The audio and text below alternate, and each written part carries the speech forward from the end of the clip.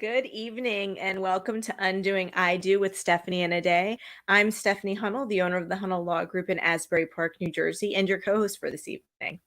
And I am Adela Sherilyn Dow, the owner of the law offices of Adela Sherilyn Dow in Staten Island, New York, and also your co-host. Hey, Steph, happy Thursday. How Happy are you? Thursday. Good, how are you? I feel like it's been such a long time because the way the weeks lined up this time. I know. We had like 5 whole weeks in July. So I it's been a know. while since we've seen each other and seen the people. It has been. I love the blue on you, by the way. Thank you. I put on my Facebook group that I was on trial today and I was bringing all of the pepper and the fire. You know, I have to teach people how it's done. So gotta, had to flex on people. I love it. I mean, I know we actually were on another podcast together about having a law firm that suits you, and we were talking about some of the attorneys that don't really want to practice much anymore. They want to do more management. I love going to trial. I love it. Me too. I just like kicking booty. I just like to win. There really is nothing like that feeling, right? After you've known you've done a really good job, and you're like, yes. Especially when you walk in knowing that you're going to win. Like, come on. You know what I'm saying? You can't. It's about the preparation. I just, and it's great because I love to negotiate a case too. But when you are gonna really come for me and my client, then you gotta be ready to rumble because it's coming. All of this is coming for you, and I'm gonna have fun doing it. So. Yep. If it comes down, I 100% agree with you. If it comes down to time of trial, that's when I'm like, all right, I don't have to be polite anymore. We're no longer trying to settle. And I like my adversary. I really do like my adversary. But we've gone to Rumble before, and he bested me one time. He will never best me again. He will never best me again. He has not bested me since that one time. So we definitely learn from our mistakes if there are, Right. That's right. But yeah, we trial, if you have to do it, you got to hire lawyers who love to try cases. There are so many lawyers out there who do matrimonial law all day long, and we know the ones who will not try a case. We know the ones that we can get to settle. I have a case right now, and I told my client, I have never tried a case against this woman, and I'm probably not now. Let's just push some buttons and get what we need to get. Yep. Yes, we know those people. Oh, yeah. Oh, yeah. So what are we talking about today? So today we're talking about when you could sell your house. And given what's going on in the market, it's unstable. We don't know. The rates are going up, then they go back down a little bit. Who knows what's happening? So I know a lot of people might be getting nervous and want to sell before they're not able to sell. So if there's a divorce, when can you sell your house? Yeah. So a lot of people think that homes can be forced sold during the litigation process. And that's generally not the case unless there's something exceedingly monumental going on financially, like mortgages can't be paid, right? Things like that. Your house is already in foreclosure, and we need to really try to preserve the asset so that it doesn't get wasted at a foreclosure sale. But if you have an agreement to sell your house, you can pretty much sell it at any point in time.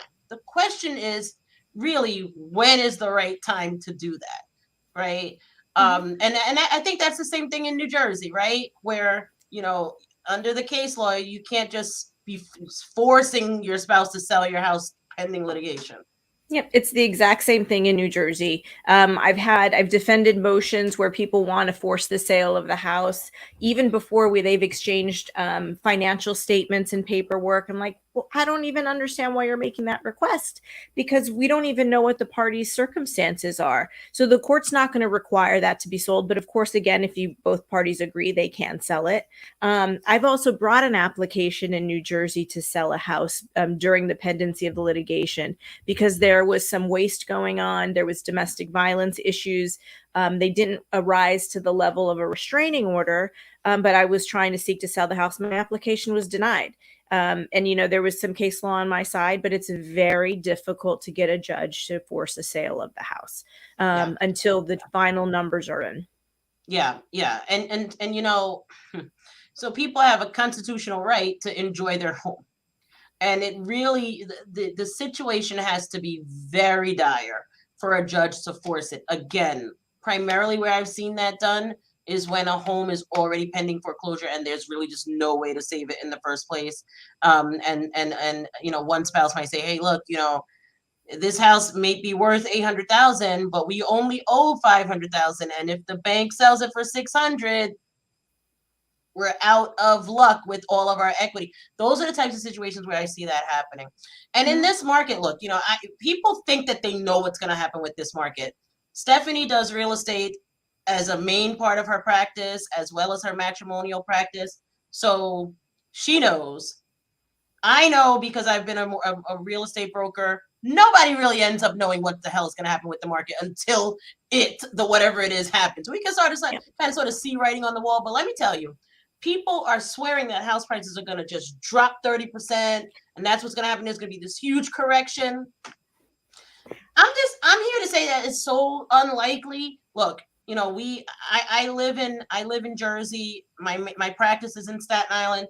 There's a lot of people moving from Brooklyn to Staten Island because it's a little bit cheaper, and they're boosting up the sales prices on Staten Island. And those same people who are selling their houses, or people who are in the market who are from Staten Island, are looking at Jersey saying, I can get a whole lot more in Jersey for this amount of money. And that's boosting up the market in places like where I live in Monmouth County. So you can't really tell. People are still out there buying houses, and there's still a dearth. There's still a lack of inventory. And so long as there's a lack of inventory, you're going to have momentum with respect to prices. It's my humble opinion. 100% agree with you. And look, I think at the beginning of when everything was happening with COVID and all of the shutdowns, people were initially predicting that the housing market was going to crash, and there was, what's going to happen. The houses are going to go for ridiculously cheap. The interest rates were dropping. And the market went insane because people from New York, I live over by the shore, and just at least in my little bubble of an area, people from New York started to buy here in our town. And we saw huge, huge increases in the price of properties. We also saw a huge increase in rents. And so that was just something that I don't think anybody was initially predicting was going to happen. So like you said, we don't know what's going to happen. We can kind of have an idea. But whether or not you choose to sell your house now or later, it's kind of a gamble because you can't predict, let me hang on to this for 6 months. In 6 months, I'm going to get a better deal. You just don't know that. You don't know until you know. You don't know until you know. And, I live maybe about, 20 miles north of Stephanie. 20 some odd miles north of Stephanie, and the same thing that's happening in her market is happening in my market. I'm sitting up here thinking, ooh, should I sell? And then I looked at the pricing there was a house I saw down in Eatontown that I really liked 7 years ago. And this house is doubled in price. And I'm looking at it, I'm like, ooh, it's so nice. And then I looked at the mortgage payment, I said, oh, it's not that nice. It's not that nice. I don't really feel like paying all of that because it's like $350,000 more than it was when I saw it 7 years ago. They can have their nice house. I'm gonna stick with my house as it is right now. But if you're in the middle of a divorce, that's a huge consideration, because if you sell now, and let's say that your spouse is cool with you living in the house and having exclusive use and occupancy of the house, right? Which is the situation where one party can stay in the house, usually with the kids. Let's say your spouse is good with that, but you say, you know what, there's too many memories here. Maybe I should just take the cash and leave. Taking the cash and leave sounds great. Taking the cash and leaving sounds great until you step outside and realize that this market is ridiculous. If you're going to be moving to another state and it's a state that is lower in price, that might be a different story. Or if you're going to be moving from, let's say, Monmouth County down to like Willingboro, right? In New Jersey. Totally different, because there's a neighborhood that has the same exact houses as my house, and those houses are going for half. So if that's what you're going to be doing, wonderful idea. Get some cash in your pocket, slash your lifestyle, go down there and you'll live a little bit more flexible. In fact, you have a little bit more financial flexibility. But if that's not the case, sometimes you're better off just staying where you are. Yep. The only time, and one of the factors that you have to consider when you're deciding whether or not you can stay where you are, is if you have to buy your spouse out. So if you have to take the equity of your house, and right now the equities could be really high, and then you have to give your spouse half of that equity and refinance in order to secure the equity, you have to factor that in too. Because even if you might not be able to afford another comparable home after you sell, can you really afford the new mortgage when there's now only one income coming into the household? So that's something to think about as well to determine whether or not it's time to sell and when you should sell. Right. And on the flip side of that argument, you might say to yourself, okay, can I better afford this new mortgage than I would be able to afford a new mortgage on some other house? Because with the new house, I'm paying that person 100% of their equity, right? With this house, I'm paying my spouse 50% of the equity that I have in this place. So these are the considerations that you have to make. And, you know, is it the time to sell? It's really going to depend upon what you want to do with your life and where you want to be. You know, if you wait, the house prices most likely are not going to go down that 30% that people are talking about. No, I don't think so. I mean, frankly, the people I've been talking to, we're talking more about stabilization. So the prices might stabilize where they're at. You might see things going down by like 10% or 15%, but you know, these huge drastic drops in prices, I just don't see it happening. I mean, look, you know, back in 2009, there were huge drops, but that was because of the way the mortgage industry was, what the mortgage industry was doing. So that was like, there were so many foreclosures and things, people were short selling a lot of stuff. So that was a completely different circumstance. That's not really what's happening here now. That's right. That's right. This is not those bad old days of, you know, the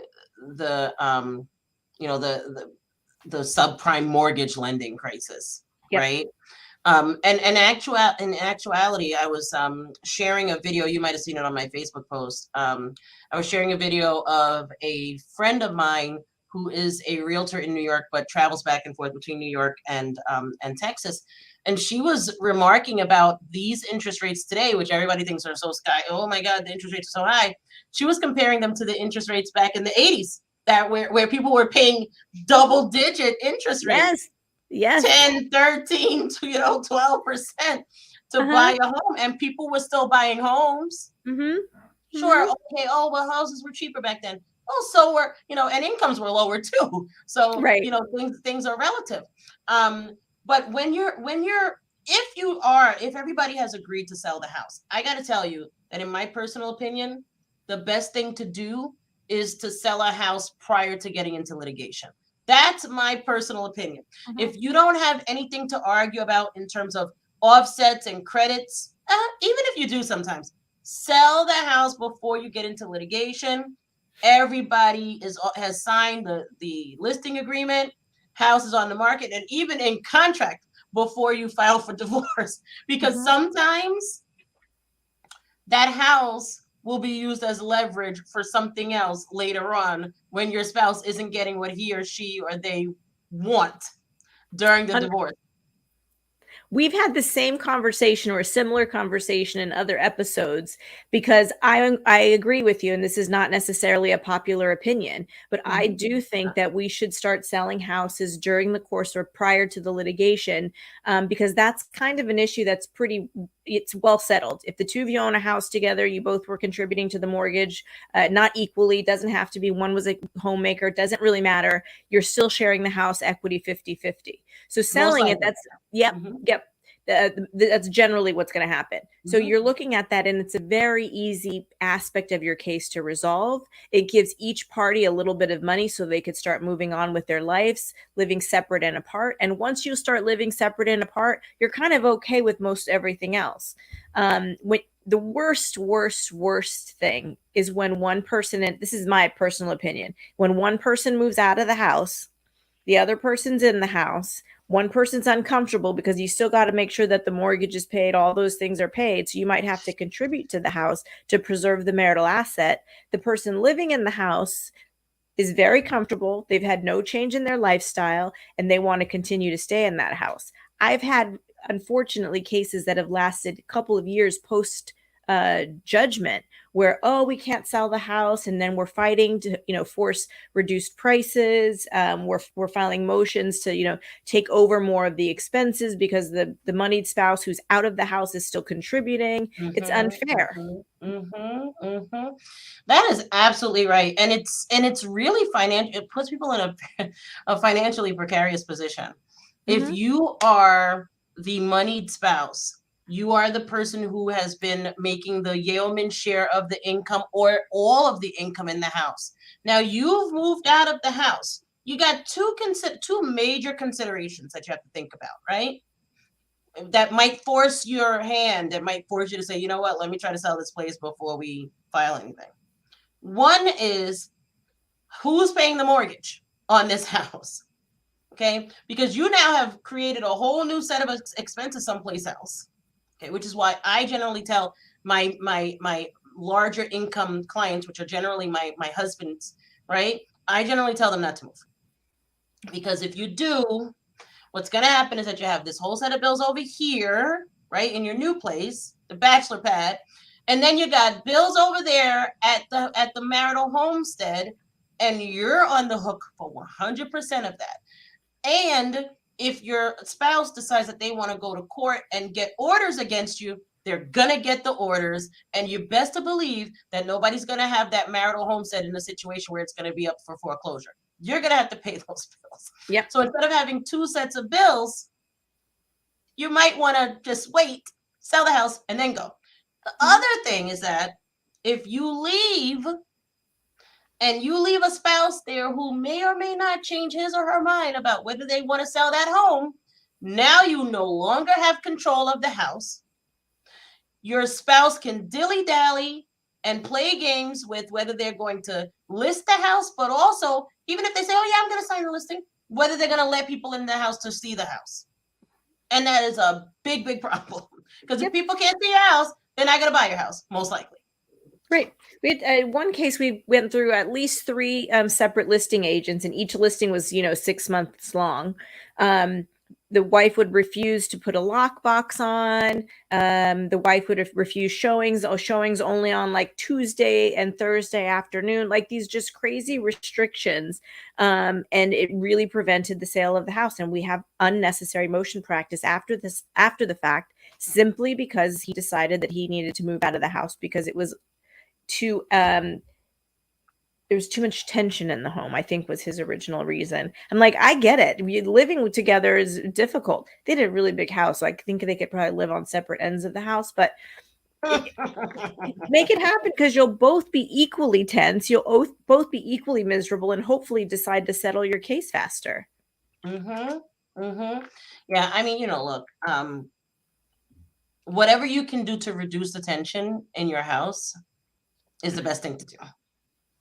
That's the best thing to do, because people think that they can stay living together in a home during a divorce. They think that they can. And they think they can because they hope that they can. But hope springs eternal, right? There's going to be something. You guys are getting divorced for a reason. There's going to be something that your spouse does that ticks you off. And it can escalate to the point of DV. We've talked about this in the past. It can definitely escalate to the point of DV. The other thing about selling your house prior is this. If you have credits and offsets, maybe somebody in New York, maybe somebody put down money on a property, right? We don't have that same issue in New Jersey, but maybe one person put down money separately on the property, and the property is still titled in joint names. In New York, that person can be entitled to what we call an origination credit, right? And they can get their separate property down payment back. Steph will talk about the difference with New Jersey law, but that's the law in New York. If you're going to have that issue, what you can do is agree. If your spouse doesn't out and out agree that you should get that money, what you can do is agree to escrow that money. So you distribute everything else but that $50,000, let's say. And so everybody gets their respective share, but the $50,000 is held in escrow until you can deal with that in your court case. What about New Jersey with respect to that origination credit? Yeah, in New Jersey, there's no such thing really as an origination credit. But if you did put money down, a substantial amount of money down, there are some equitable arguments that you can use that you would be entitled to get that money back. If the money was a gift to the parties, or if it was a gift to one party, there might be some argument to be made there. The success of those types of arguments really depends on how long you've been married. So if you've been married 2 years and somebody put down $50,000, you're more likely to get that $50,000 back. If you've been married 20 years and you put 50,000 into it, I mean, you could just kiss that 50,000 goodbye. Yeah. So this is where New York and New Jersey split ways, right? And look, the issue about the origination credit in the state of New York is completely discretionary. A judge can decide to give you the credit or not decide to give you the credit. More judges, more times than not, even if you're married for 15 years, the judge was going to give somebody a credit, right? If you're married for 40 years and, there was this understanding and the house was then changed into people's names and all this stuff, then you're probably not going to get an origination credit, right? There's people who title their homes, their separate property homes, into their new spouse's name. That is a concept called transmutation. You have then gifted your spouse this house. But there's case law in New York that says that the person who gifted their spouse the house is still entitled to a credit for the value of the house on the date that they transferred it. That's amazing. Yeah. So you got to be careful. Don't think that, oh yeah, this is my house, this is my house. In New York, that might not, listen, if the house was worth 7 and it's worth 800 now, you only got 50. I mean, that seems pretty fair to me, actually. That seems very fair to me. I mean, I know New York has some things that I think are offensive. I think the one thing is the child support. If you have the kids, if true equal amount of time, that just blows my mind that you would still have to pay the full freight of child support if you make a few dollars more. Right. If you make more. Yep. The non-custodial parent is deemed to be the person who makes the most money. And the other thing about New York is that if you have your child 48% of the time, this is not joint physical custody. You're not getting any breaks, okay? It's probably not going to happen. There's some case law, very, very minute percentage of the time does somebody even get $5 off. Yeah. Crazy. It's crazy. And this is and these are the types of things that really, I had a strategy session with a young lady earlier in the week, and her husband resides in New York for the purposes of his job.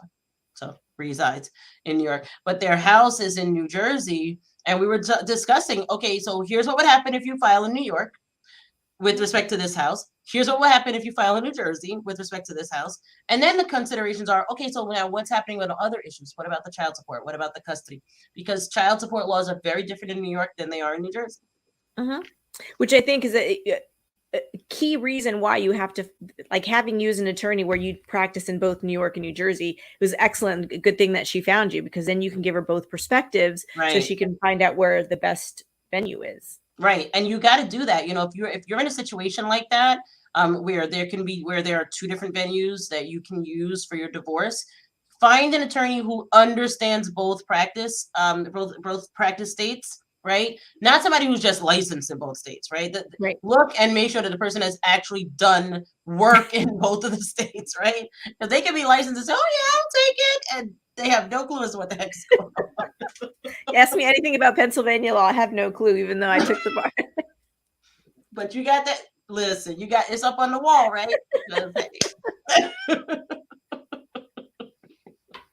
So bottom line, do you sell in this market or do you not? Hey, these are our opinions, people. Don't tell anybody that we told you. Okay, we're gonna say who, what. Look, I'm always a big advocate of, it's your decision. We give you the options. We can tell you what we think might or might not happen. We don't have a crystal ball. So, if I told you to wait, I think that's gambling. If I tell you to sell now because, the market's going to tank, that's also gambling. We don't know. I'm not selling. I'll tell you that right now. I'm not selling either. And I still need to visit your house because Stephanie got a pool that has my name on it, and I have not swum. I have not swum in the pool. My daughter has, and so I don't think she's selling. I said no. I gotta get at least a swim in. We do need a pool day. By the way, I've been in the pool twice this summer. Oh, see, that's the whole thing. Like, I have bought a hot tub. I have not been in my hot tub at all this year. You know, like, what? We're too busy out here teaching the people. That's the problem. This was a lot of fun, everyone. Thank you for joining us on Undoing I Do with Stephanie and Ade. See you in 2 weeks. Bye.